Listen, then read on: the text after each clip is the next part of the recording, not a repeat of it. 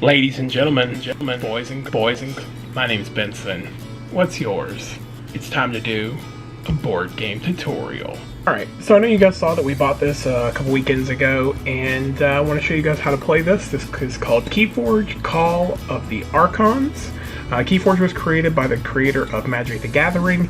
This basically is you buy randomly computer-generated decks and you fight those decks against each other, similar to Magic, except that you can't swap out the cards. Every card is uniquely tied to that deck. The name of the deck is on the back of the card, and if you take that card out of the deck, you can mess up the mechanics of the deck and it doesn't function properly. So unlike Magic, there's no if you can afford better cards or you can afford the most powerful rare cards, you're going to win everything. This comes down to just kind of luck of the draw, the way a good card game should be. And some decks will be better against other decks, but then that deck isn't completely impervious to some of the other decks. So let's get into the mechanics on how to play Keyforge. So this is the starter kit for Keyforged. Keep in mind that there are more decks in here than would come with a normal starter set. Basically, your starter set for Keyforge is going to come with this book, which just tells you some of the other games that Fantasy Games puts out. It comes with a simple 2-page rule book, and then it will come with 2 decks that are unopened. These decks will be the exact same duplicates in every starter box. These are the only times you'll ever see a deck duplicate is in these starter decks. Other than that, any other time you buy a deck, they're going to be completely random. They wanted these specific decks to be duplicated in the starter decks so that people could learn how to play easier. So those are always going to be in the same in every deck. These 2 starter decks, and it's Radiant Argus Supreme, this Onyx Censorious. And then in the starter deck, you're going to get 2 random decks. I've already opened these because me and Jordan have played. And then you're going to get these guys here, which are called Ambers. Then you're going to get some hit markers, so they've got 5s, 3s, and 1s. You're going to get these guys for counting what they call runs, and I'll show you the cards in those. And then you're going to get your keystones. So that's the back side of a keystone. It takes 6 embers to activate a keystone, and that's the point of the game, is to activate 3 keystones. So let's kind of get you into a deck. Okay, also in the starter deck, you're going to get these guys here. So this is a stun token, and then they've also got some, find them. The red ones are what they call +1 tokens, +1 power. And then you'll have 2 of these, which are your run counters. And you can see like 1 through 6 is -1, 7 through 15, or 12. 7 through 12 is -2, 13 to 18 is -3, 19 to 24 is -4. The concept of the run is really easy. Some of the cards in these decks will say, play this card, get 2 runs or 1 run, and basically what happens is at the end of your turn, you fill up your hand to a set number. We'll get to that in just a minute. What happens with a run is, like, let's say you get a card that says, okay, activate this card, but then you get 2 runs. For the next 2 draw phases that you have, you get to draw 1 less card than it would be. So your hand at the end of every turn, you'll draw back up to 6 cards. If you had 1 to 6 runs, you could, for 6 turns, you can only draw up to 5 cards. If you got all the way up to 24, for the next 24 turns, you would draw going down. And so like for 24 to 19, basically for these you would draw 4 less, so you can only have 2 cards in your hand. From here to here you can only have 3 cards in your hand. From here to here you can only have 4 cards in your hand. From here to here you can only have 5 cards in your hand. So that's runs. And yes, you probably could get up to 24 if you had enough cards in your deck that said runs, because they're gonna keep going. So like, let's say one turn you play enough cards to give you 4 runs. And then, each turn after, you're going up 4, but you're not going down but once every end of the turn. So it's possible. I haven't seen it happen yet. We also haven't really gotten to some of the other decks and stuff that really start. Because with the starter deck, With the starter pack, the 2 starter decks don't have any cards in them that activate runs, so these are just in there to kind of help you out for when you do buy other decks. You'll have these cards. So, alright, so each deck does have a name like we showed you a little bit earlier. So you got this guy, and the name's on the back. And so basically this deck is Radiant Argus Supreme. And then if you look on the back, each deck has 3 tribes in them. So these are the 3 tribes. And then with your deck, you'll get a card. This card here, and on one side of the card it tells you all the cards in your deck, and then on the back side it tells you the name of the 3 tribes in your deck. These are very important for playing this game. You need to know your tribes, so you always keep this card next to you wherever you're playing. Just kind of card list down so that you can see what your 3 tribes are. So for instance, this deck here has the Logos, the Sanctum, and the Untamed. So at the top of every card, it'll tell you what your tribe is. So there's a little marker there. The red here is the attack and the health of your creature, and then the silver here is how much armor. So the squiggly line means they don't get any armor. So this number can go down for their health, but their attack is always 6, unless for some reason you have a card that says this creature gets less attack power, which I haven't seen any of those in here. I don't know if they're in there, but just so you know. So like, let's say this guy attacks a level 3 creature. He takes 3 damage, the other creature takes 6 damage. That creature dies because their health is also level 3. His negative 3 health sticks with him, but he still constantly has the 6 damage. So if he's attacked later, he'll still do 6 damage, but 3 health will kill him at that point, unless you heal him, and that is possible. Cards do have possible bonuses. So this card here is the Niffle Queen. It's a beast and a Niffle, and it says each other friendly beast creature gets +1 power. So that's where your power tokens come in. Each other friendly Niffle creature gets +1 power. So if it's a Niffle beast, it's going to get +2 power, whereas beast, or if it's just beast or Niffle, it only gets 1 each. So that's just kind of one of the things. So then you have action cards like this guy here. It says action, draw a card, so that you would just play. And let's see, here is another creature. So this guy's a knight, and you can see he's got 1 armor and 6 attack / health. At the end of a return, this armor is regained, so next time he fights, that 1 armor is still there.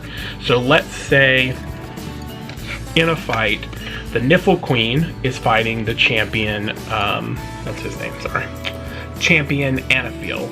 So what would happen is, like, let's say I attack Champion Anaphil with the Niffle Queen.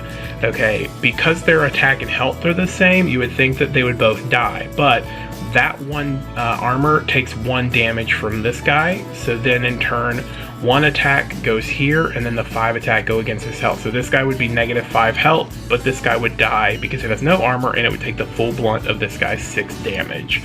So that's kind of how that's played.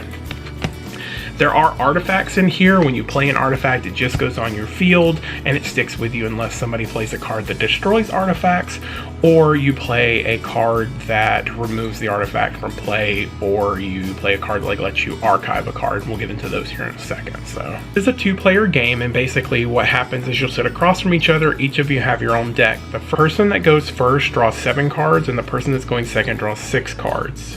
On the first person's turn, the only thing they can do is play 1 card from whatever tribe that they choose. After that, going forward, you can play as many cards as you want that are in your hand from the specified tribe. Now, the way that a phase works, or your hand works, is when it's your turn, you forge any keys that you've collected enough amber. So if you've got 6 amber in your stack and it's the start of your turn, the first thing you have to do is get rid of those 6 amber, flip over your keystone to show you forged your keys. The next thing you're going to do is you have to decide what tribe you're going to play. Now, whichever tribe you pick, and that's why this card is really important, because it tells you your tribes. These are the 3 tribes in your deck. So if you decided you were going to play the Untamed, then the only thing you can do this turn is play Untamed creatures. That means you can only attack with Untamed creatures, play Untamed actions, or use Untamed artifacts. There will be times where you've got multiple characters on the field. You know, you'll have some from the Logos, some from the Sanctum, some from the Untamed.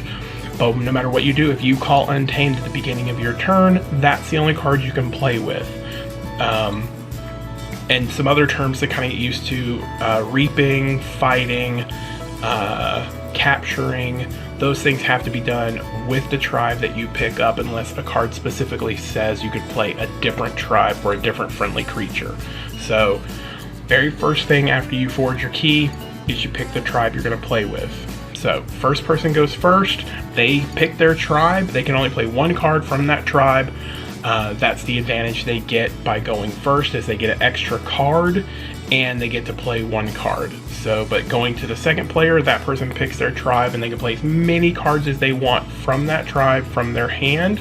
They can discard as many cards from that tribe from their hand, and they can activate any creatures or actions or artifacts that are on the field from that tribe only, unless they have a card that says otherwise. The second thing you do is you're going to declare what you want to do with your creatures on the field. So if you called Untamed and you've got 4 Untamed beasts out there, and let's say your opponent has 2 Untamed beasts, or let's not even Untamed. So let's say your opponent has a couple of creatures on their side of the field, you have the option to attack with your creature against their creatures. Now the difference in Magic is, like in Magic you would say I'm going to attack with this creature, and then the opponent would pick the creature that's going to defend. In Keyforge, it doesn't work that way. You decide as the attacker what creature you're going to attack. So let's say you have a level 6 and you want to kill their level 2. Even if they've got a level 6 out there, you can attack that level 2 instead of attacking the level 6. Unless there is a taunt creature. Now most taunt creatures say any character flanking this creature, so if this is your taunt character, any creature on this side or this side of this creature, if they try to attack them, they must attack this creature first. This creature has to die before these two can be attacked. So in the instance, let's say I'm attacking with a 6, I'm attacking with the Niffle Queen, but they've got that 9 out there and he's got taunt. So I can't attack their 2, I've got to attack their 9 first. So fighting is one option that you have when it's your turn. The other option you have is, say some cards have actions on them, you can play the actions and you would just turn the card and exhaust the card, play the action. If you fight with that creature, you turn the creature, it exhausts the creature, and that creature's done for that turn. Now, the other thing that you can do is you can not fight, not play any actions, and you can reap that creature. And what that means is you turn the creature sideways, exhaust the creature, and you gain one of the amber tokens. And what I usually do is wherever this card is that just shows me what tribes are, I lay my amber on top of that one. So let's say you've got 6 untamed creatures out there. You called untamed at the beginning of the round. You can reap all 6 of those creatures, get 6 amber, and then decide it's the end of your turn. If there are 6 amber on your side of the field that are yours at the end of your turn, you let the opponent know that you are checking them. That just gives them a head. I've got enough amber to create my keystone, and that's what I'm going to do on my next turn. So that way, if they have any cards in their hand, that they can steal some amber from you or get you down below the 6, or even raise the cost of a keystone, they have that option on this turn. Once you're in your turn, you're going to reset all your creatures facing up. You're basically, any creature you turn sideways, you're going to turn back into ready position, and then you're going to draw as many cards as you need to, back up to 6 cards. So now some of the other rules is, on your turn, if you summon any cards to the field from whatever tribe you choose, those cards come in exhausted. And let me show you what that looks like. Alright, so let's say this is my opponent's side of the field. They've got 2 monsters out and it's my turn. So I call the untamed creatures, and then I'm going to play this guy. He comes in exhausted, so he comes in like that, which means I can't attack or reap or do any kind of actions with him this turn. And because I've got 1 more untamed creature, I can do that card as well. But again, like I said, they come in exhausted or tapped if you played Magic. And then at the end of my turn, I can ready them up, which means they're ready to defend against any of these guys. Or you can see some of these do have special things. So like this guy says, each time you play a monster, each time you play another creature, gain 1 amber. So what I would want to do is play this card first, and then any creature I play after this, I gain an amber because of this guy. This doesn't say play, fight, or action, so it means as he's out there, that goes into effect. This guy says, skirmish, when you use this creature to fight, it is dealt no damage in return. So if I decide to fight this guy, he does his 4 damage, but this guy's damage doesn't do anything to this creature. Now, if my opponent decides on his turn that he's going to fight my guy, skirmish doesn't go into effect. There's another one out here, it's called elusive, which means if they're a defending creature, they take no damage, but they still deal their damage. So, now a couple of things that I need to show you as well is that some of the cards do have an amber token in the top left-hand corner. It means if you play this card, you get an amber token as well, so any cards that have that. So like this guy, for instance, says, play, deal 2 damage to one creature and another 2 damage to a different creature. So I can play this card, I'm going to get 1 amber because of this card, and then I can deal 2 damage to each of these creatures, which puts them down an extra 2 damage. So now there is a couple of creatures that give you amber like this card. So for instance, this one, which is the Dust Pixie, and it is an untamed. So if I was to play the Dust Pixie right now, I'm going to claim 2 amber because the card says I can, and on top of that, because this guy says I get 1 amber for every creature that's summoned, this card actually garners me 3 amber this turn. So in just this one turn, I've garnered 4 amber just by playing the untamed cards. Now, I have to be lucky enough to have all of these cards in my hand for this to kind of work out. Sometimes it happens like that, sometimes you've got a mix and match of all of your tribes.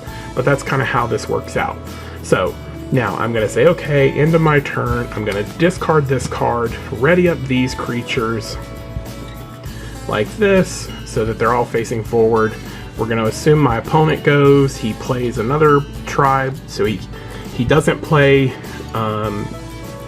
he doesn't call his Sanctum card, so these guys are useless to him on this turn. He plays his other cards from whatever tribe, and then he decides he's done. And then I have the option on my turn to go ahead and call Untamed again, that way I have access to these creatures. Now if I don't call Untamed, remember I can't use these creatures. So let's do it like this. So let's say this is my side of the field, and I've got a bunch of untamed creatures or cards inside my hand, so I'm going to say, okay, Untamed's the route I'm going to go.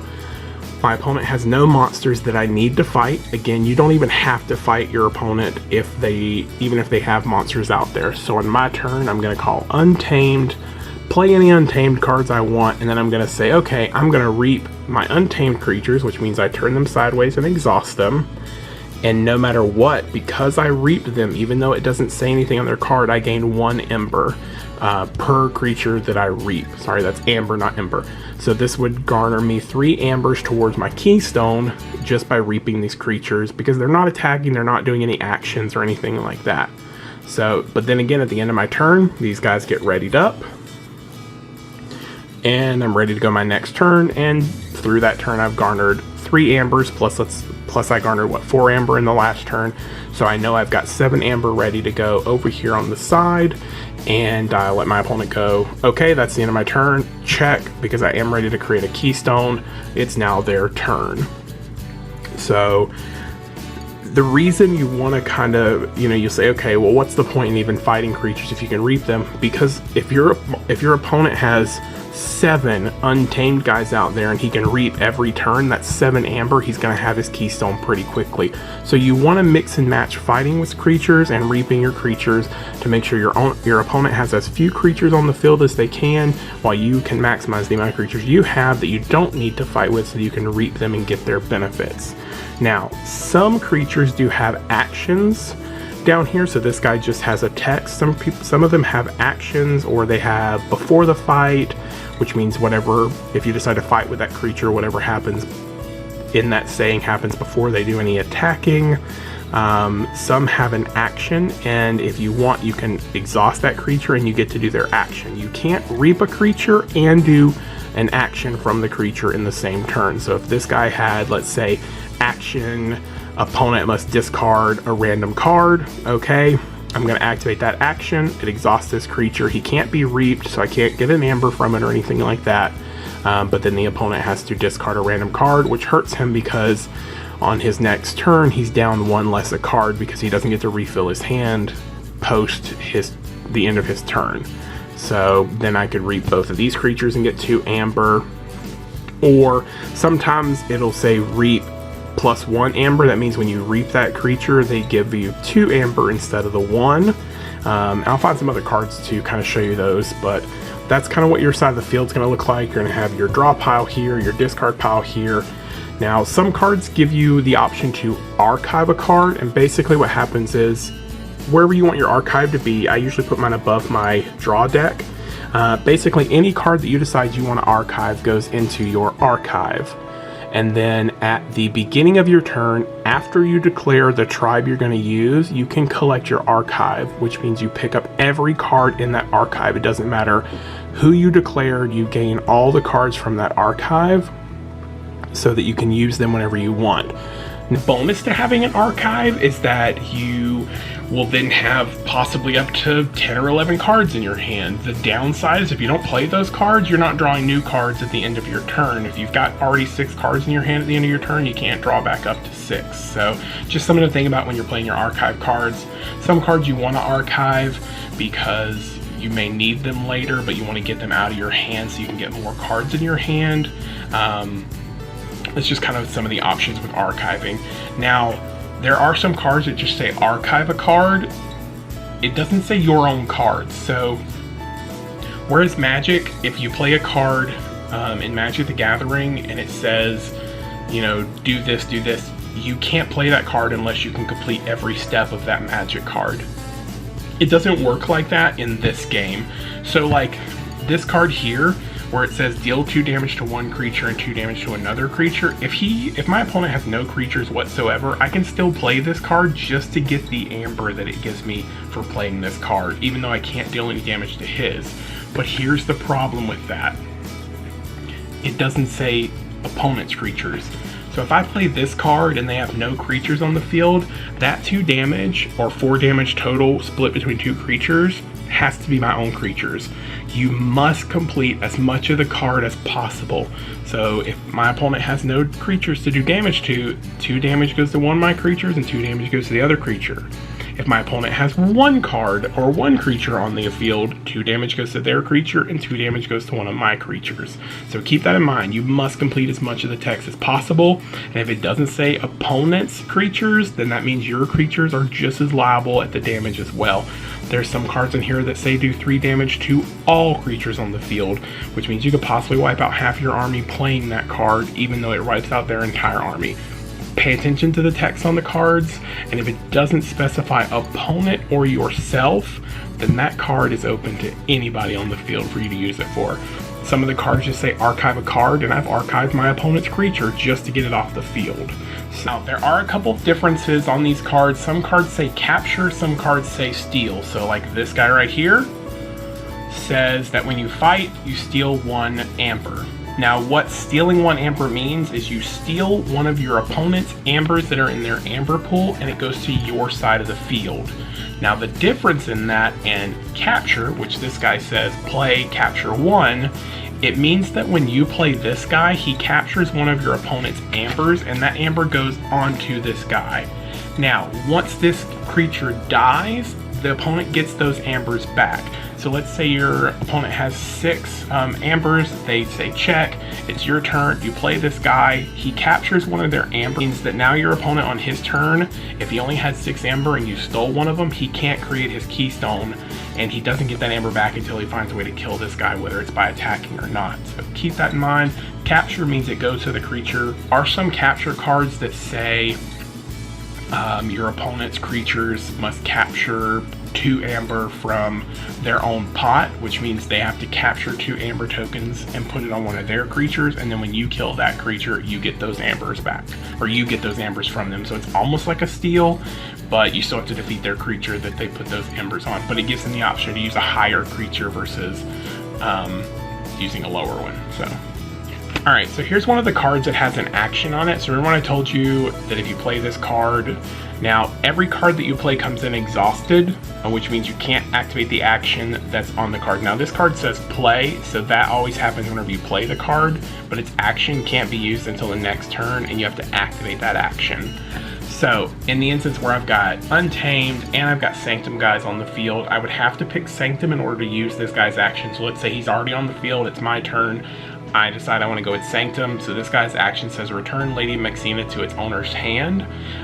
Let's say this guy's taken all but 1 damage, and he's on the field. I would basically exhaust him, activate his action, activate her action, she returns to my hand. I don't reap any amber because of it, because I activate the action versus reaping the creature. One that has a reap option to it, so this guy says reap and you draw a card. It says reap, draw a card. So basically, if this creature's on the table, ready to play, it's your turn, you're not going to attack, you can reap this creature, gain your amber, and draw a card, even if it takes you above 6 cards. Here's an artifact for you. So this is just an artifact that's in this deck. It's a weapon. So let's say this artifact is already on the board. In order to use this artifact, I have to call Sanctum at the beginning of my turn. If I don't call Sanctum, I can't activate this artifact unless I have a card that says use another tribe's artifact. So, and this one's action, heal 3 damage from a creature. So if I decide I want Sanctum and it's my turn, I can exhaust this card, use this action to heal a creature. So I think that's pretty much it. I think I've kind of covered all the basics for Keyforge. It's a lot to kind of take in. It takes a couple tries getting through. The hardest part is remembering at the beginning of your turn to declare what tribe you're going to play from, and that on that turn you can only play from that tribe. It's cool that this is completely generated by a computer. Basically, you know, you'll find overlapping cards in some of the decks. Anytime you find a deck that's got Logos or Sanctum or Untamed, they could have any of the cards that are in your deck. The difference is how they're laid out and how some of the cards, the action cards and the artifacts play off of each other. I like this option because it's not like a pay-to-win kind of situation, and I feel like Magic the Gathering's become that way for a lot of people. I don't play it as often because I don't have the kind of cash that some people put hundreds and thousands of dollars into building like the best deck out there for Magic the Gathering. I don't want to have to worry about investing that kind of money just to have fun in a card game. This game here makes it easy because you cannot change the decks whatsoever. You have to play with the deck that you're given or the deck that you buy. Now what's really cool too is like Magic cards are about, I think it's like 15 bucks for a 60 card deck. These are 37 cards in each deck and they're $10, and every deck you're going to buy is going to be completely random from another deck. So no 2 decks are alike except for the 2 starter decks that come in the starter box. Anybody that buys a starter box gets those 2 decks. But even the starter box comes with 2 random decks that nobody will ever buy or have. So each deck has its own name, and you know that makes some of the decks rarer than others, because I guess some people think some decks are stronger than other decks because they have certain cards in them. But for the most part, from what I've seen, no deck is above any other deck. I've sat down and played Jordan, and one turn he wins and one turn I win. It kind of becomes a luck of the draw and playing what you're dealt properly. So I like Keyforge. Even Kristen enjoyed it. The very first time her and Jordan both played Keyforge, they kicked my butt. Like, not even a little bit. Like, I think I might have flipped 1 keystone if I was lucky, but and so they enjoy that because, again, I've got Magic decks that I've put a lot of time into creating and manipulating them so that they're stronger than other decks, and it's very hard to beat them. But Keyforge kind of levels that playing field because they don't have to invest time in building a deck a certain way and making sure all the cards play off one another, because in Keyforge those cards are already built that way, the deck's already built that way. So it makes it a lot more fun for them because they're not going up against it. Keyforge is less strategy than Magic is, and it's a little bit luck of the draw on top of being able to play the cards you have in your hand. So Keyforge does get strategic once you have like a handful of cards and understanding how those cards can kind of bounce off one another, but it's easier to do that on the fly than it kind of is with Magic the Gathering. So if you haven't had a chance to play Keyforge, check it out. If you ever want to hang out and play some cards, let me know. We'll play. Probably not. You guys all live too far away. Anyways, hope you guys enjoyed this video. We love you guys.